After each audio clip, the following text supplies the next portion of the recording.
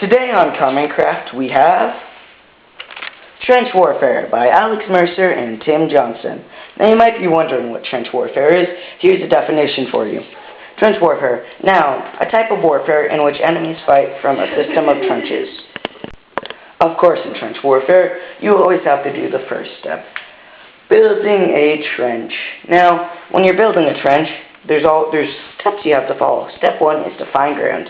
Now we're going to put out 3 examples of stuff that one is ground, 2 are not. Okay, let's find out. First off, the ocean is not ground. Not at all. We have no idea how the banana got in there. We don't know at all. And check. There you have your ground. Okay. Next up, you have to shovel your ground into a trench. See, it'll take you a little bit. In fact, it takes a lot of time. Tick, tick, tick, tick. And after a long time of shoveling away, you'll get your trench, complete with the dinosaur bone to the side. Of course, the next step is to fill the trench with people. Then after doing that, if you can get enough people out of recruitment, you then put in barbed wire as a defense system, and possibly a machine gun. And then more people.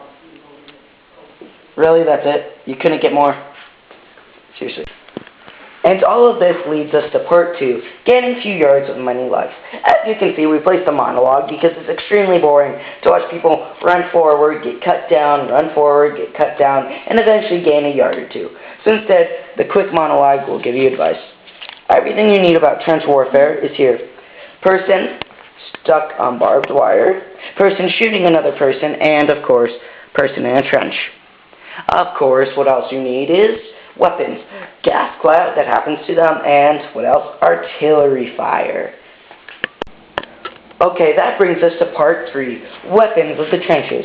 Of course, you have your standard rifle, very common in the trenches back then, and you have your machine gun, used to mow down enemy lines, and you have gas. It's mustardy! Yay! And last, artillery, which will constantly shell your enemies until they surrender. Bang!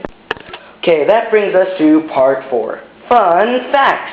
For example, Adolf Hitler was serving in a trench with his best friend.